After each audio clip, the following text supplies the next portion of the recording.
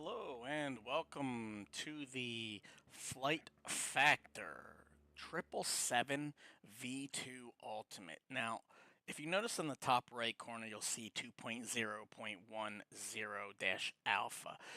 This is not a full release product. However, if you are interested in high fidelity aircraft, I would venture to say there's probably not much more on the market that's more high fidelity than this, especially not for X-Plane 12 and particularly for Microsoft Flight Simulator. Now, there is, you know, other aircraft very, very similar to this by a developer that is coming out to Microsoft Flight Simulator hopefully shortly, and I am looking forward to reviewing that one as well. But for the time being, don't let that alpha scare you about this build because I can arguably say this plane is packed full of fidelity. If they even never did another update on this, I would 100% be okay with the plane the way that it shipped in this particular variant.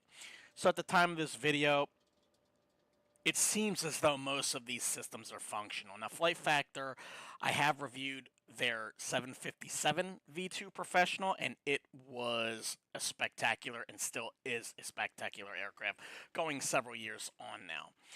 And what you're seeing here is a ground crew. The only thing that we have not rolled out in presentation here is the kitchen sink. I mean, it's got it. It's all. It's everything. Like, and this isn't even all of the features that you can even have visible to you in terms of the flight crew. In fact, I believe you can even talk to these people and then have them manually go about their business and set things up and, load the cargo. And it's just, it's phenomenal to call this alpha in any case because it is far beyond what I would expect of a build as that by definition.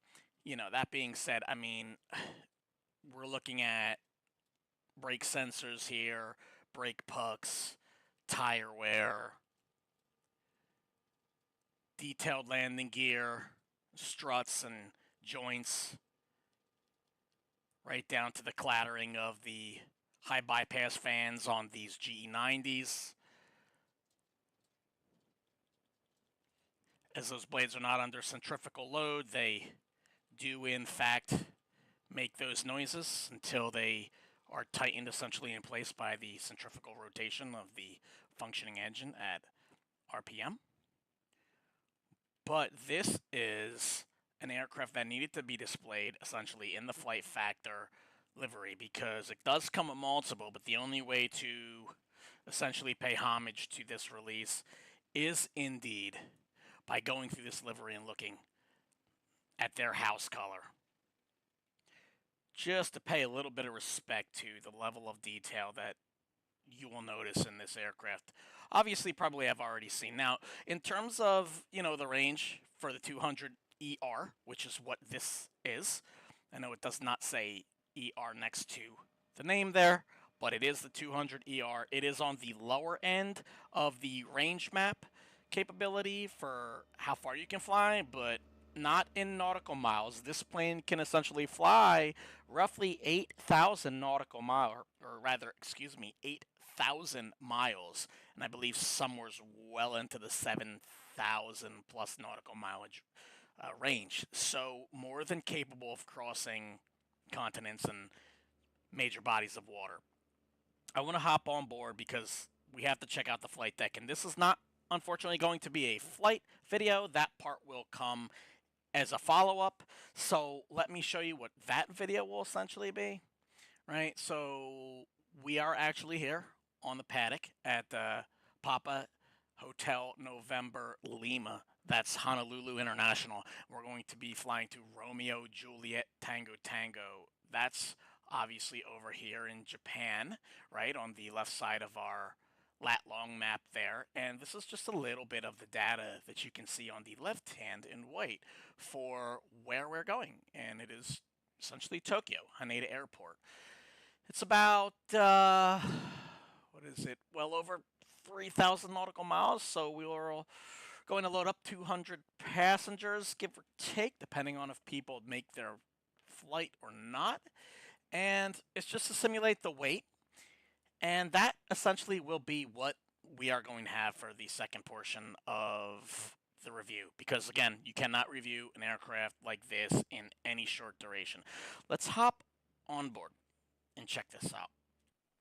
And by the way, we'll just hop back here, and I couldn't imagine flying in such a luxurious state. You know, I say this is quite, complete, but the click spaces in the cabins, I'm not sure if that'll ever be interactable to any degree, but even just as a place that you can hang out, it is quite the spot. So, in heading to the cabin here, I can definitely say from there to the cockpit, the fidelity here is quite incredible. I mean, look at this. These circuit breakers, they're all pullable, right? I mean, in typical Flight Factor fashion, you can open the door and go right back there, right? So this is in a highly, highly presentable state. Door latches work as they do. All sorts of avionics. One of the nice things about having all of the available ground power units to us is that we can go ahead and turn this on essentially and simulate the cabin environment. So that being said, what I would like to do is first of all, I would like to come down here and show you the built-in EFB. Now this is really, really neat, and what I would like to show you is a lot of these functions. So the gray is functional, and this magenta is probably more or less a feature that will be coming at a later date, right? So just to give you an example, right? Piloting command name, you can plug in your stuff there. Just all of these things. The maintenance program with sub menus here. The start state, cold and dark, engines running. The welcome screen, I'll show that right here. And that's pretty much right when you start the aircraft. You can have it on, you can have it off. Offer betas, show widget information. Fails, you can have fails. You can have physical time factor on your component. You can program in inner flight failures, on or off, ground crews, forget things, consumables you can carry to the next flight, sort of like a state save or in so many sorts, right? Navigraph, I won't click because that will show my Navigraph name, but you can import your Navigraph if you're familiar with Flight Simulator version where you import your SimBrief into the more complex aircraft.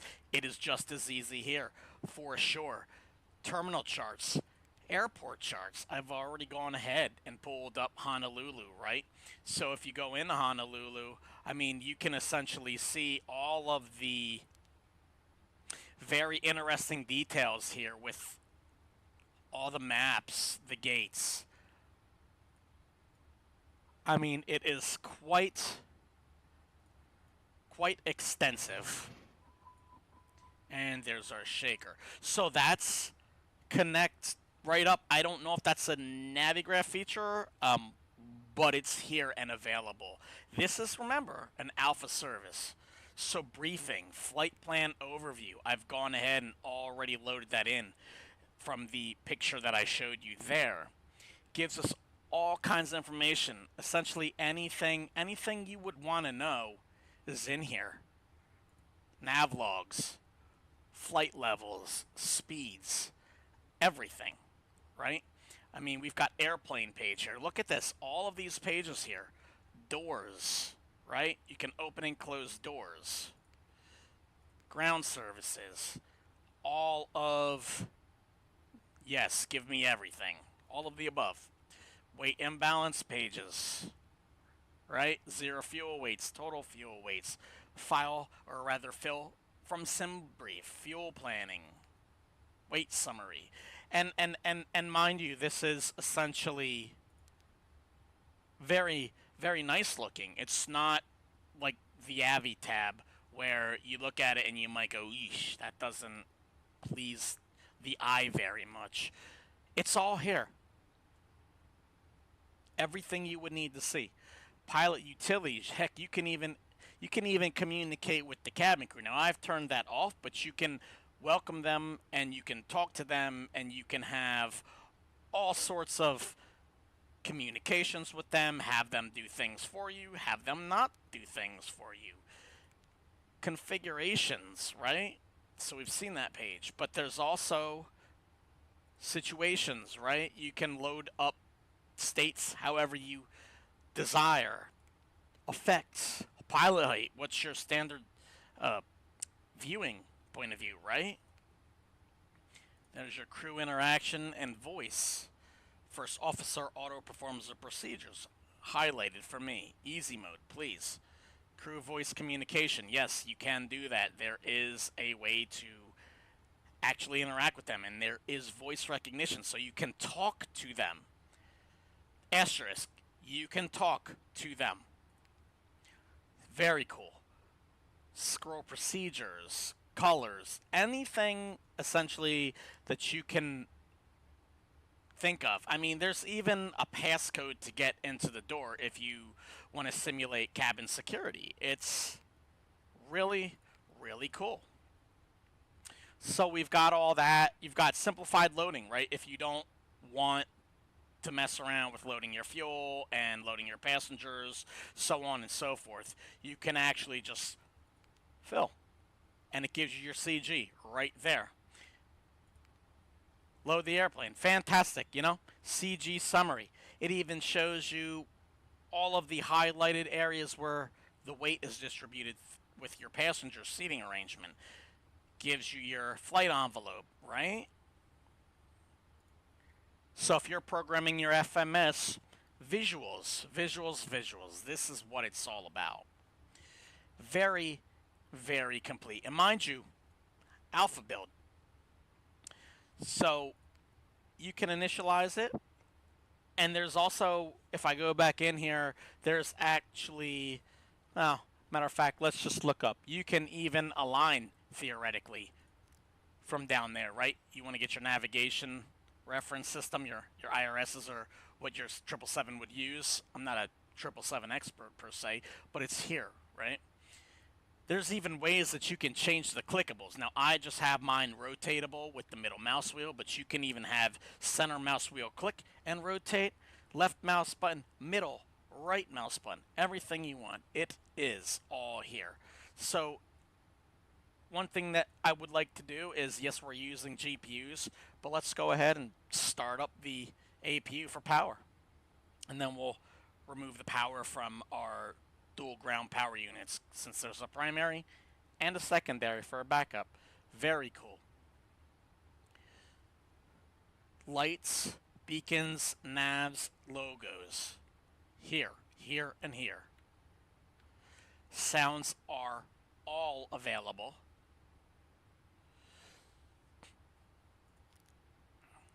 Throw the generator on.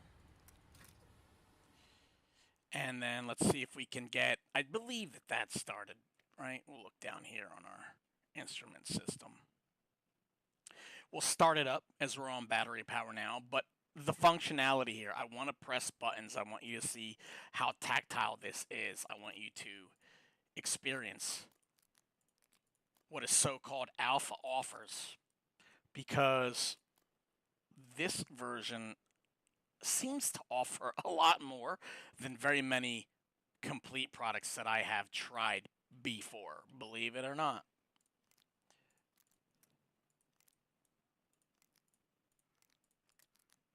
So I am here essentially to show you the first part of these videos, right? That's essentially what this is. I want you to hear the sounds, I want you to see the sights, and then once we're done, I'll program everything necessity-wise to fly to Tokyo, and then I will do that in the second video. Naturally, on my videos, it's not going to be the full length, but it will be most of the flights, of course. Like, you know, the programming, the takeoff roll, the climb out, the updates mid-flight, the descent, so on and so forth. Window heats and hydraulics, right? Unbelievable. Now, I said I am not essentially a 777 pilot, so seeing these things operating for me is the first time. Now, whether we successfully get this running or not, you know, it's not the flight today. There you go. You got your phone there, right? I had that off. Voice conversations with them, door locks, all of your navigation and comms radios. We'll see if we can get this bird on. What I want to show you here is there's even a lot down here. All of these, right? Programmable weather radar, waypoints, airports, terrain, traffic, position. I mean, it's everything. It's everything that you could possibly want, essentially, in quote early access. Right now, this is the stage that I will not go too much into detail because we know that this will be part of the flight video. But I mean, you know, in terms of tactile sounds and feel, right? I mean, the finest of the finest for X-Plane 12. It is indeed very, very nice feeling. So that being said, hop back outside real quick and try to get, as we have no noise, let's try to get the APU up and running. So I don't know if, of course I had the battery on too as I was exploring this, so maybe I'm draining the batteries too much, but we'll go ahead and we'll turn that on. I don't actually have any pack air running. There it does, it comes on. So I'm gonna go ahead and try to start it up like that. And then we'll see. There's a sign here that says APU running, and to get that going essentially would be nice. So let me sort that out. We are in alignment mode, and then I'll quick cut back to you once we've got the APU on.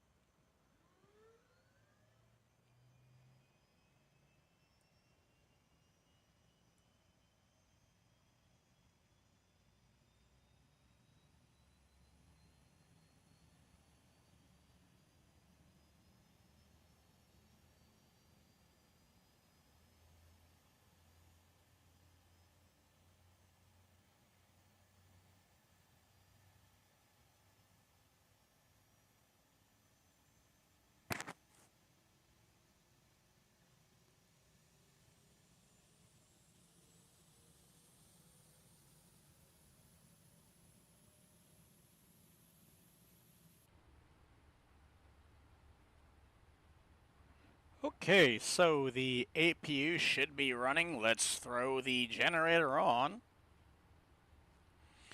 And everything's good here, right? There you go, APU running. Okay, the systems are going through their checks. And from this stage, I would like to essentially, we'll go over this a little bit more, see if we can find out some cool new features, images, PDFs, documents, manuals for running the airplane. And then once we finish up over here, we can go ahead and, there you go, EFB effectivity. Wow, lots of stuff. I'd like to make sure that my AirX cycle is up to date before attempting to make the SimBrief flight from Honolulu over to essentially Tokyo. So in saying that, we'll go ahead and we'll take one last look on the exterior here, and then I'll get on with the getting on. Meaning we'll clean everything up and I'll make essentially the second video for this aircraft. And we'll hit the skies.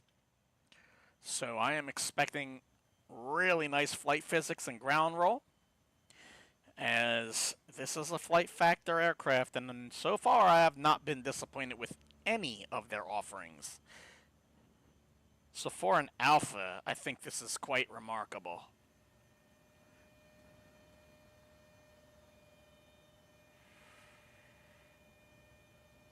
Yes, indeed.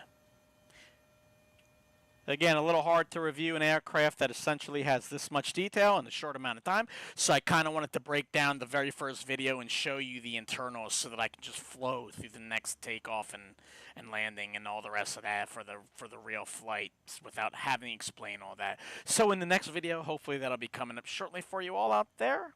I will see you then, hopefully. Thanks for stopping by the channel. Until then, bye-bye.